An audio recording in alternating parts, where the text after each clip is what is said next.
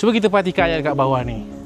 Okey, kalau kita perhatikan ayat bawah ni, dekat perkataan ana tu ada tanda bulat. So apa maksud tanda bulat tu? Tanda bulat ni bukanlah bermaksud kita kena panjangkan bacaan ke, kita kena berhenti ke. Sebenarnya tanda bulat ni adalah tak berfungsi. Dalam kaedah ilmu tajwid, kita tak panggil dia sebagai apa-apa. Dia kosong, nama pun kosong. Ataupun dalam bahasa Arab, kita panggil dia sebagai sifir al-mustadir. Okay, jadi kalau perhatikan ayat dekat bawah ni, okay, dekat perkataan ana tu ada tanda bulat. So kita kena baca panjang ke tak? Jawapannya adalah tidak. Dia dalam segi ilmu tajwid tak berfungsi apa-apa.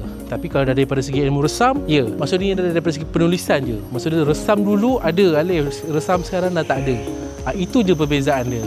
Jadi kita sebagai pembaca, apa yang kita kena buat adalah lantakkan je. Jadi cara baca dia adalah dengan wala ana abidum ma abadtum. Jadi kata ana tu kita pendekkan je. Okey, jadi share video ni kalau anda belajar sesuatu.